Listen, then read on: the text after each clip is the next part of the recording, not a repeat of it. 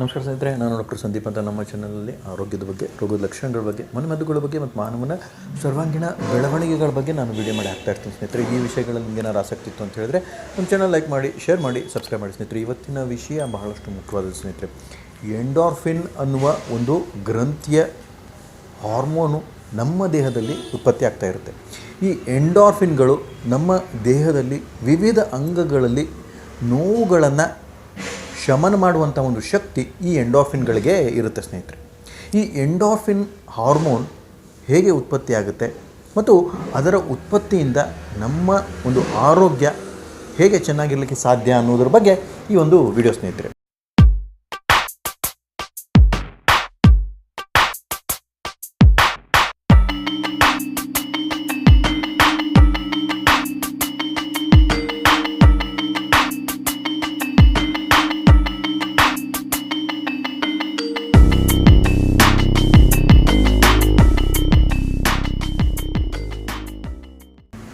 Endorphin ಅನ್ನುವ ಒಂದು hormone ನಮ್ಮ ಜಠರದಲ್ಲಿ ಉತ್ಪತ್ತಿ ಆಗುತ್ತೆ ಸ್ನೇಹಿತರೆ. ಸೊ ಹೀಗಾಗಿ ಈ ಎಂಡಾರ್ಫಿನ್ ಅನ್ನುವ ಹಾರ್ಮೋನು ಯಾವಾಗ ಉತ್ಪತ್ತಿ ಆಗುತ್ತೆ ಅಂತ ಹೇಳಿದರೆ, ನಮ್ಮ ಜೀವನದಲ್ಲಿ ತೊಡಕುಗಳು ಇಲ್ಲದೇ ಇರುವಾಗ. ಅಂತ ಹೇಳಿದರೆ, ನಾವು ಇವತ್ತು ಮಾಡುವ ಕೆಲಸ ನಾಳೆಗೆ ಪೋಸ್ಟ್ಪೋನ್ ಮಾಡ್ತೀವಿ, ನಾಳೆ ಮಾಡುವ ಕೆಲಸ ನಾಡೋದಕ್ಕೆ ಪೋಸ್ಟ್ಪೋನ್ ಮಾಡ್ತೀವಿ. ಹೀಗೆ ಪೋಸ್ಟ್ಪೋನ್ ಮಾಡ್ತಾ ಮಾಡ್ತಾ ಮಾಡ್ತಾ ಆ ಹೊರೆ ಏನಾದ್ರು ನಿಮ್ಮ ಮನಸ್ಸಿನಲ್ಲಿ ಇತ್ತು, ನಿಮ್ಮ ಜೀವನದಲ್ಲಿತ್ತು ಅಂತ ಹೇಳಿದರೆ, ಈ ಎಂಡಾರ್ಫಿನ್ಗಳು ನಮ್ಮ ದೇಹದಲ್ಲಿ ಉತ್ಪತ್ತಿ ಆಗಲ್ಲ ಅಂತ ನನಗೆ ತಿಳಿಸ್ತಾ ಇದ್ದೀನಿ ಸ್ನೇಹಿತರೆ. ಸೊ ಹೀಗಾಗಿ ದಿನನಿತ್ಯದ ಕಾರ್ಯಗಳನ್ನು ಅದೇ ಒಂದು ಸಮಯದಲ್ಲಿ ಮುಗಿಸ್ತಾ ಇರುವಂತಹ ಜನರು ಜೀವನದಲ್ಲಿ ಉತ್ಸಾಹದಿಂದ ಇರ್ತಾರೆ. ಯಾಕೆ ಅಂತ ಹೇಳಿದರೆ, ಅವರ ದೇಹದಲ್ಲಿ ಎಂಡಾರ್ಫಿನ್ ಅನ್ನುವ ಹಾರ್ಮೋನು ಸರಿಯಾಗಿ ಉತ್ಪತ್ತಿ ಆಗ್ತಾ ಇರುತ್ತೆ. ಇದು ಒಂದು ಮುಖ್ಯ ಬಿಂದು ಆಯಿತು ಅಂತ ಹೇಳಿದರೆ, ಇನ್ನೂ ಒಂದು ಬಿಂದು, ಮುಖ್ಯವಾದ ಬಿಂದು ಅಂತ ಹೇಳಿದರೆ, ಹಸನ್ಮುಖವಾದ ಒಂದು ಚೆಹರೆ ಮತ್ತು ನಗೆಯ ಒಂದು ಭಾವ. ಇದು ಬಹಳಷ್ಟು ಮುಖ್ಯವಾದ ಒಂದು ಬಿಂದು ಸ್ನೇಹಿತರೆ. ಯಾರು ನಗ್ತಾ ಇರ್ತಾರೆ, ಯಾರು ಹಸನ್ಮುಖಿಗಳಾಗಿರ್ತಾರೆ, ಅವರು ಈ ಎಂಡಾರ್ಫಿನ್ ಅನ್ನುವ ಹಾರ್ಮೋನನ್ನು ತಮ್ಮ ದೇಹದಲ್ಲಿ ಉತ್ಪತ್ತಿ ಮಾಡುವ ಹಾಗೆ ಮಾಡ್ತಾ ಇರ್ತಾರೆ. ಅಂತ ಹೇಳಿದರೆ, ಒಂದು ಜೀವನದ ಬಗ್ಗೆ ಒಂದು ಒಳ್ಳೆಯ ಒಂದು ಅಭಿಪ್ರಾಯ, ಒಂದು ನಗೆಯ ಒಂದು ಸನ್ನಿವೇಶಗಳನ್ನು ಬಹಳಷ್ಟು ಜೀವನದಲ್ಲಿ ಅನುಭವಿಸ್ತಾ ಇರುವವರು ಎಂಡಾರ್ಫಿನ್ ಅನ್ನುವ ಹಾರ್ಮೋನನ್ನು ತಮ್ಮ ದೇಹದಲ್ಲಿ ಉತ್ಪತ್ತಿ ಮಾಡ್ತಾ ಇರ್ತಾರೆ ಸ್ನೇಹಿತರೆ. ಅಂತ ಹೇಳಿದರೆ, ತಮ್ಮ ಬಗ್ಗೆ ನಗುವ ಒಂದು ಸನ್ನಿವೇಶವನ್ನು ಸೃಷ್ಟಿ ಮಾಡಬಹುದು, ಅಥವಾ ಬೇರೆಯವರ ಬಗ್ಗೆ ಒಂದು ಚಟಾಕಿಯನ್ನು ಹೊಡೆದು ನಗೆಯನ್ನು ಸೃಷ್ಟಿ ಮಾಡುವುದು. ನಗ್ತಾ ನಗ್ತಾ ಇರುವಂತಹ ಜನರಲ್ಲಿ ಎಂಡಾರ್ಫಿನ್ ಹಾರ್ಮೋನ್ ಬಹಳಷ್ಟು ಪ್ರಚುರವಾಗಿ ಉತ್ಪತ್ತಿಯಾಗುತ್ತೆ. ಹೀಗಾಗಿ ನಗುವ ಒಂದು ಸನ್ನಿವೇಶಗಳನ್ನು, ನಗುವ ಒಂದು ಜೀವನದಲ್ಲಿ ಹಾಸುಹೊಕ್ಕನ್ನು ಮಾಡುವಂತಹ ಜನರಲ್ಲಿ ಎಂಡಾರ್ಫಿನ್ ಹಾರ್ಮೋನು ಬಹಳಷ್ಟು ಉತ್ಪತ್ತಿ ಆಗುತ್ತೆ ಮತ್ತು ಅವರ ಜೀವನ ನೋವುಗಳು ಇಲ್ಲದೇ ನಡೀತಾ ಇರುತ್ತೆ ಅಂತ ನನಗೆ ತಿಳಿಸ್ತಾ ಇದ್ದೀನಿ ಸ್ನೇಹಿತರೆ. ಸೊ ಹೀಗಾಗಿ ಮೊದಲನೇದು ಸ್ಟ್ರೆಸ್ ಫ್ರೀ ಇರಬೇಕು ಮತ್ತು ಯಾವುದೇ ಒಂದು ಪ್ರಾಬ್ಲಮ್ಸ್, ಯಾವುದೇ ಒಂದು ಇಶ್ಯೂಗಳನ್ನು ನೀವು ಕಲೆ ಹಾಕ್ತಾ ಹೋದರೆ ಎಂಡಾರ್ಫಿನ್ಗಳು ಪೂರ್ತಿಯಾಗಿ ಸ್ಥಗಿತಗೊಳ್ಳುತ್ತೆ. ನಗೆಯ ಒಂದು ಭಾವನೆ, ನಗೆಯ ಒಂದು ಹಾಸುಹೊಕ್ಕಾದ ಜೀವನದಲ್ಲಿ ಎಂಡಾರ್ಫಿನ್ಗಳು ಬಹಳಷ್ಟು ಉತ್ಪತ್ತಿ ಆಗುತ್ತೆ. ಇನ್ನೂ ಒಂದು ಮುಖ್ಯವಾದ ಬಿಂದು ಅಂತ ಹೇಳಿದರೆ, ಜೀವನದಲ್ಲಿ ಒಂದು ಆಟದ ಒಂದು ಸನ್ನಿವೇಶಗಳು ಅಂತ ಹೇಳಿದರೆ, ನೀವು ಸೋಲ್ತಿರೋ ಗೆಲ್ತಿರೋ ಒಂದು ಆಟದ ಒಂದು ಮನಸ್ಥಿತಿ ಇತ್ತು ಅಂತ ಹೇಳಿದರೆ ಎಂಡಾರ್ಫಿನ್ಗಳು ಬಹಳಷ್ಟು ಉತ್ಪತ್ತಿ ಆಗುತ್ತೆ. ಅಂದರೆ ಪ್ಲೇಫುಲ್ನೆಸ್, ಯಾವುದೇ ಒಂದು ಚಟುವಟಿಕೆಗಳನ್ನು ಆಟದ ರೂಪದಲ್ಲಿ ಏನಾದ್ರು ಮಾಡಿದ್ದೇ ಆಯಿತು ಅಂತ ಹೇಳಿದರೆ, ನಮ್ಮ ದೇಹದಲ್ಲಿ ಎಂಡಾರ್ಫಿನ್ ಹಾರ್ಮೋನ್ಗಳು ಬಹಳಷ್ಟು ಉತ್ಪತ್ತಿಯಾಗಿ ನಮ್ಮ ರೋಗ ಶಮನ ಮಾಡುವಲ್ಲಿ ಬಹಳಷ್ಟು ಸಹಕಾರವಾಗುತ್ತೆ ಅಂತ ನನಗೆ ತಿಳಿಸ್ತಾ ಇದ್ದೀನಿ ಸ್ನೇಹಿತರೆ. ಪ್ಲೇಫುಲ್ನೆಸ್ ಇರಬೇಕು ಜೀವನದಲ್ಲಿ ಅಂತ ನನಗೆ ತಿಳಿಸ್ತಾ ಇದ್ದೀನಿ. ಎಂಡಾರ್ಫಿನನ್ನು ಉತ್ಪತ್ತಿ ಮಾಡುವ ಇನ್ನೂ ಒಂದು ಸಂಗತಿ ಜೀವನದಲ್ಲಿ ಅಂತ ಹೇಳಿದ್ರೆ, ಎಕ್ಸಸೈಸ್ ಯಾರು ಚೆನ್ನಾಗಿ ಮಾಡ್ತಾ ಇರ್ತಾರೆ ಅವರಲ್ಲಿ ಎಂಡಾರ್ಫಿನ್ಗಳು ಬಹಳಷ್ಟು ಉತ್ಪತ್ತಿ ಆಗ್ತಾ ಇರುತ್ತೆ. ಹೀಗಾಗಿ ಅವರ ಜೀವನ ಚೆನ್ನಾಗಿ ನಡೀತಾ ಇರುತ್ತೆ. ಹೀಗಾಗಿ ಎಂಡಾರ್ಫಿನ್ ಉತ್ಪತ್ತಿ ಆಗಬೇಕು ಅಂತ ಹೇಳಿದ್ರೆ, ನೀವು ದಿನಂಪ್ರತಿ ಯಾವುದೇ ತರಹದ ಎಕ್ಸಸೈಸ್ ಇರ್ಬೋದು, ದೇಹದ ಎಕ್ಸಸೈಸ್ ಇರ್ಬೋದು, ಮಾನಸಿಕ ಎಕ್ಸಸೈಸ್ ಇರ್ಬೋದು, ಈ ಎಕ್ಸಸೈಸ್ಗಳನ್ನು, ದೇಹದ ವ್ಯಾಯಾಮಗಳನ್ನು ನೀವು ಮಾಡ್ತಾಯಿದ್ರಿ ಅಂದರೆ ಎಂಡಾರ್ಫಿನ್ ನಮ್ಮ ದೇಹದಲ್ಲಿ ಉತ್ಪತ್ತಿಯಾಗಿ ನಮ್ಮ ಜೀವನವನ್ನು ಚೆನ್ನಾಗಿ ನಡೆಸಲಿಕ್ಕೆ ಆಗುತ್ತೆ ಅಂತ ನಮಗೆ ತಿಳಿಸ್ತಾ.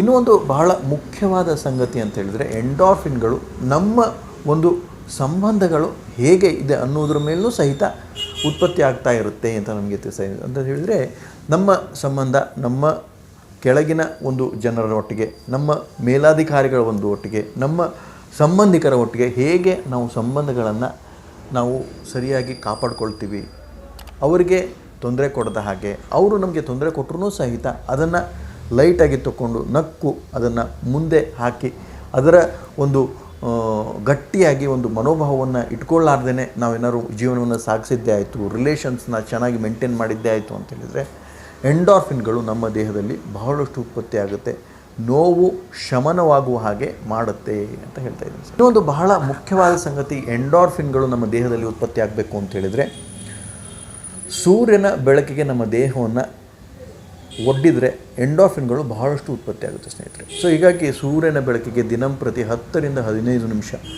9 ಗಂಟೆಯ ಒಳಗಿನ ಸೂರ್ಯನ ಬೆಳಕಿಗೆ ನಮ್ಮ ದೇಹವನ್ನು ಒಡ್ಡಿದ್ದೇ ಆಯಿತು ಅಂತ ಹೇಳಿದ್ರೆ ಎಂಡಾರ್ಫಿನ್ಗಳು ಬಹಳಷ್ಟು ಪ್ರಚುರವಾಗಿ ನಮ್ಮ ದೇಹದಲ್ಲಿ ಉತ್ಪತ್ತಿ ಆಗುತ್ತೆ ಅಂತ ನನಗೆ ತಿಳಿಸ್ತಾ. ಮತ್ತು ಒಂದು ಸಂಗತಿ, ಎಂಡಾರ್ಫಿನ್ಗಳ ಉತ್ಪತ್ತಿಗೆ ಬೇಕಾಗಿದ್ದು ಅಂತ ಹೇಳಿದರೆ ನಾವು ನಮ್ಮ ದಿನಂಪ್ರತಿ ಜೀವನದಲ್ಲಿ ಸಾಫ್ಟ್ ಮ್ಯೂಸಿಕ್, ಕ್ಲಾಸಿಕಲ್ ಮ್ಯೂಸಿಕ್ ಮತ್ತು ನಮ್ಮ ಮನಸ್ಸಿಗೆ ಮುದುವನ್ನು ಕೊಡುವಂತಹ, ಮನಸ್ಸಿಗೆ ಶಾಂತತೆಯನ್ನು ಕೊಡುವಂತಹ ಒಂದು ಮ್ಯೂಸಿಕ್, ಒಂದು ಸಂಗೀತವನ್ನು ನಾವು ಕೇಳ್ತಾ ಇದ್ರೂ ಸಹಿತ ಎಂಡಾರ್ಫಿನ್ಗಳು ನಮ್ಮ ದೇಹದಲ್ಲಿ ಪ್ರಚುರವಾಗಿ ಉತ್ಪತ್ತಿ ಆಗುತ್ತೆ, ನಮ್ಮ ದೇಹದ ಆರೋಗ್ಯಕ್ಕೆ ಬಹಳಷ್ಟು ಸಹಕಾರವನ್ನು ನೀಡುತ್ತೆ ಅಂತ ನಮಗೆ ಸ್ನೇಹಿತರೆ.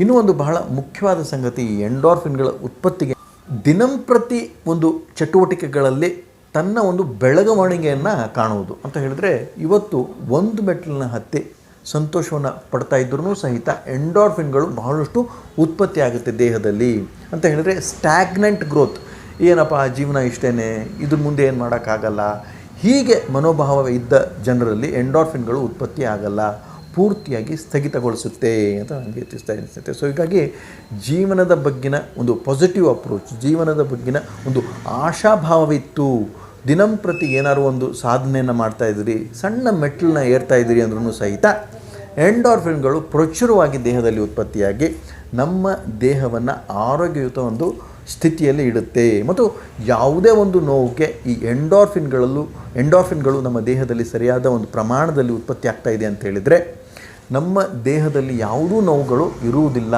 ಅಂತ ನನಗೆ ತಿಳಿಸ್ತಾ. ಸೊ ಹೀಗಾಗಿ ಈ 6 ರಿಂದ 7 ಬಿಂದುಗಳನ್ನು ನೀವು ಸರಿಯಾಗಿ ಗಮನಿಸಿ, ಆ ಬಿಂದುಗಳ ಮೇಲೆ ನೀವು ಸರಿಯಾಗಿ ನಿಮ್ಮ ಜೀವನವನ್ನು ನಡೆಸಿದ್ದೇ ಆಯಿತು ಅಂತ ಹೇಳಿದರೆ ನಿಮ್ಮ ದೇಹದಲ್ಲಿ ಯಾವುದೇ ತರಹದ ನೋವುಗಳು ಇರುವುದಿಲ್ಲ ಅಂತ ನನಗೆ ತಿಳಿಸ್ತಾ ಇದ್ದಂತೆ. ಇದರ ಒಟ್ಟಿಗೆ ಒಂದು ಚಿಕ್ಕ ಕಥೆಯನ್ನು ಹೇಳಲಿಕ್ಕೆ ಪ್ರಯತ್ನ ಮಾಡ್ತೀನಿ.